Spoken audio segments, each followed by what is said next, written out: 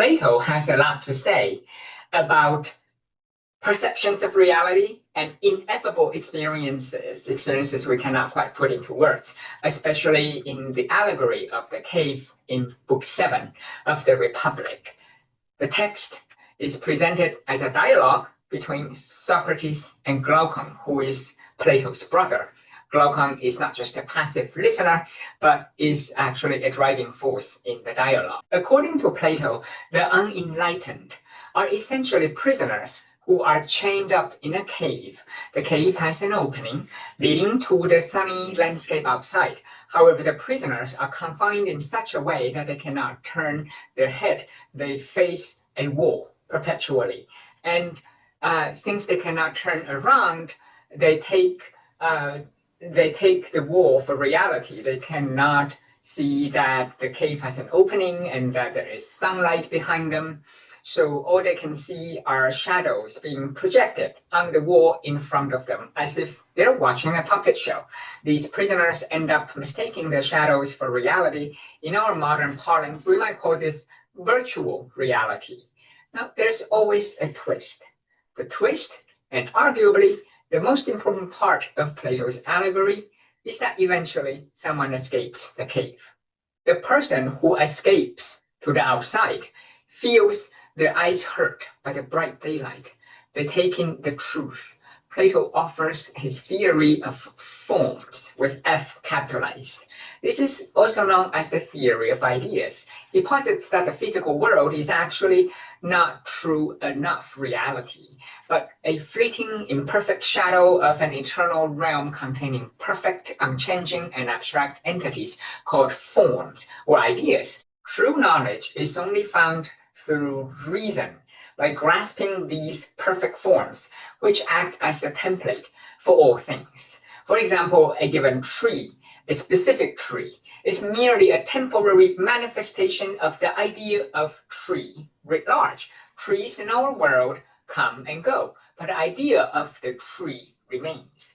This person who has now attained true knowledge must go back into the cave to help others, says Socrates, as the wise character who speaks in the Republic. Here is the passage.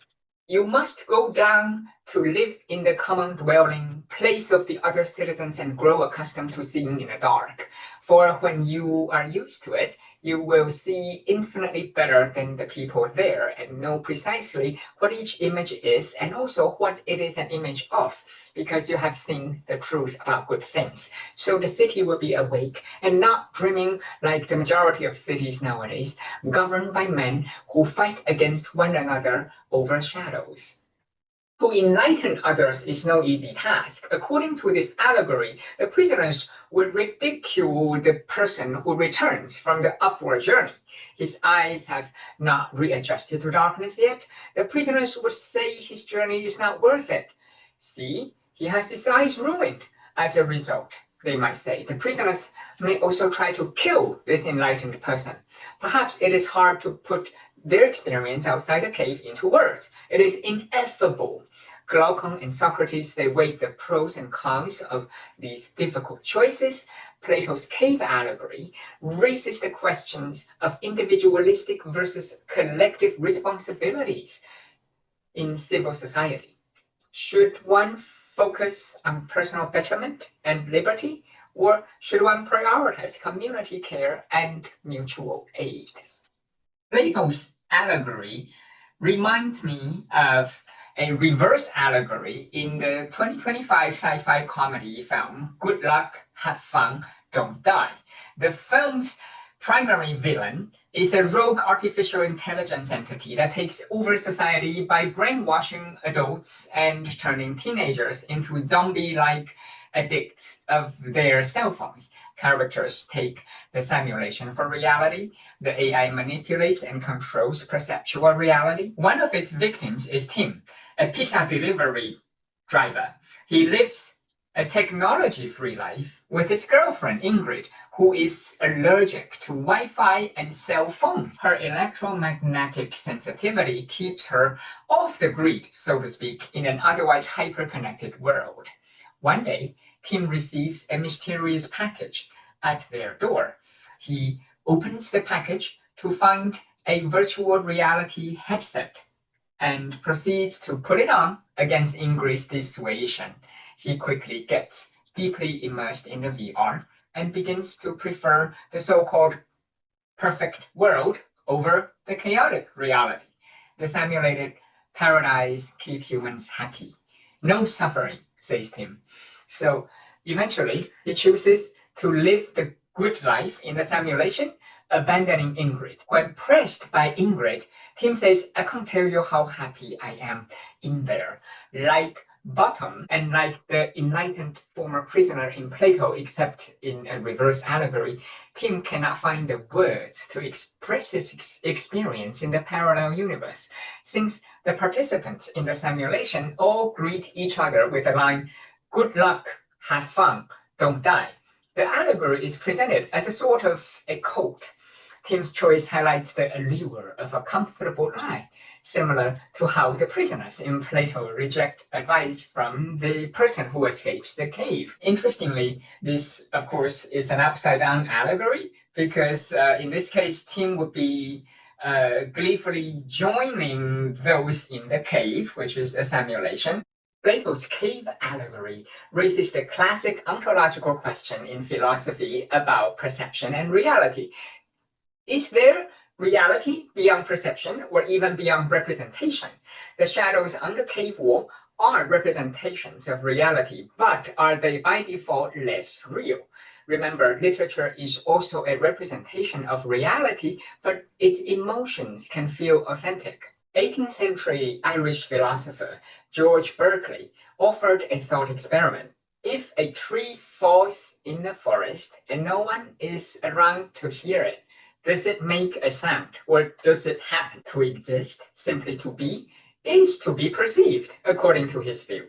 Without a mind to perceive them, the tree and its falling sound cease to exist. More importantly, Midsummer Night's Dream and Plato's Republic signal the importance of perception. It is the state of mind that defines each person's reality. In Shakespeare's Midsummer Night's Dream, Bottom wakes up in the forest after spending time as an ass with the fairy queen Titania. He struggles to determine if it is a dream or an embodied experience, describing it as a most rare vision past the wit of man. Deciding that it is impossible to make sense of his dreams, Bottom exclaims that man is but an ass if he go about to expound his dream. Adding another meta-theatrical layer, he decides to ask Peter Quince to write a ballad called Bottom's Dream that is so profound that it has no bottom. Dreams are where characters work out their suppressed desires and anxieties. Shakespeare's dreamscape is a surreal, dreamlike space that follows the logic of a dream rather than physical reality. These landscapes often feature bizarre, distorted, or subconscious beings in scenarios. Bottom no longer knows if he has had a dream, if he is awake, or if he is currently in another level of dream. He questions his perception of reality. He cannot even describe his experience fully in words. Bottom's illusory perception of his time as an ass echoes Plato's theories of perception, reality, and enlightenment. Plato and Shakespeare offer many opportunities to theorize and explore the epistemic and oniric conditions of meaning-making. Is sensory perception the only valid empirical channel to knowledge? If Plato's allegorical prisoner's subjective truth is somehow less valid, on what ground may we advance such a claim? Would you consider Bottom's journey as a type of hallucination or authentic experience in a dream? To answer these questions, let us think about three key words, and these words connect Plato and Shakespeare, namely virtuality, embodiment, and artificial experience. Virtuality refers to the interplay between material objects and meaning-making. an interplay that under certain socio-technical and material conditions will give fiction its world-making capacities. For example, the contextual use of a costume piece made of vinyl fabric, craft foam, and metallic paint in a film determines its dramatic property as heavy iron armor in the fabula of the fiction. When we talk about world building, we often think of rules and structures that make certain worlds plausible and real while framing others as improbable or impossible. Virtuality gives figurative and performative meanings to artificial beings, such as fictional characters. Our next keyword is embodiment. Embodiment refers to, on its simplest level, people's lived experiences. It refers to how physical bodies, how their interactions with the world shape personal experiences and identities. This is what we call the lived materiality, which underpins embodiment. There is a second meaning of embodiment, namely tangible forms of abstract ideas. It does not always involve human bodies. It can be an object. Embodiment in this case is the physical manifestation of an idea through symbols, statues, or an artwork.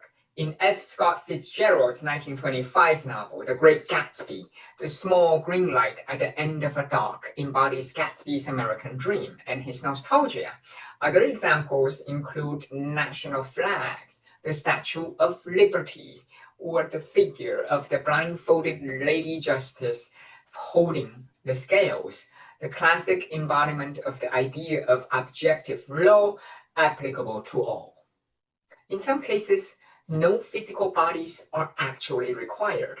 Think of virtual reality video games. An avatar in the virtual environment would embody a player's digital presence. It gives form to the player's intentions through algorithms. This is not dissimilar to Shakespeare's plays. Bottom is not a humanoid robot. He does not have a physical body. It exists only in fiction, yet readers and audiences respond to his words and actions in virtuality. There is a great quote from A Midsummer Night's Dream.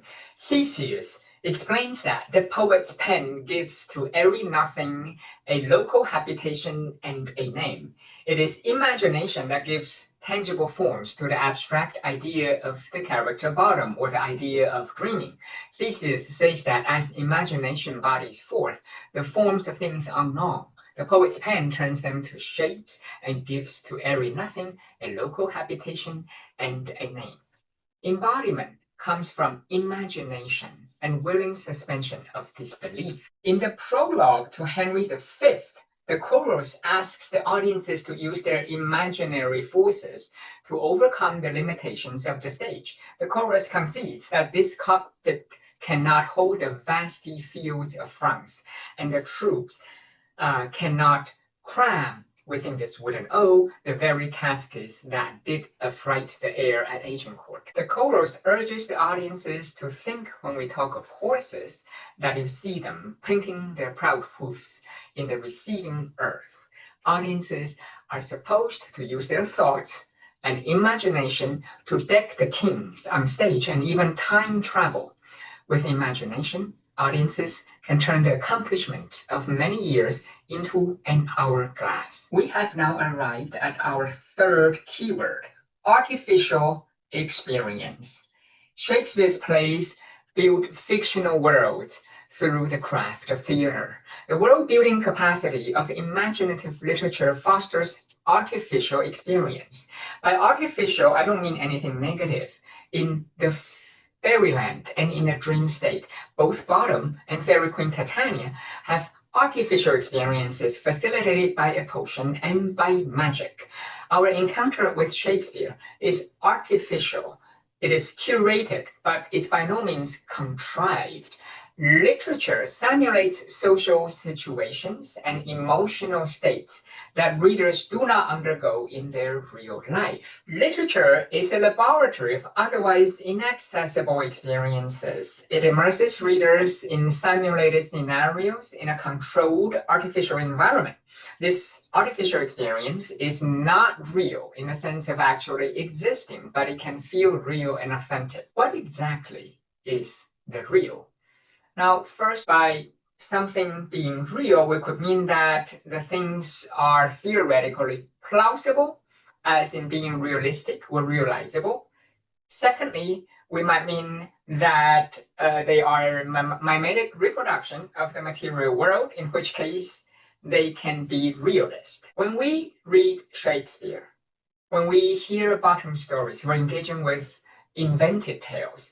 These invented tales do not make referential truth claim. Referential truth is measured in relation to an actual object, state of affairs, or known fact in the real world. As you can see, this kind of truth is not always relevant in fiction. Invented tales make readers accept the imaginative status of their characters.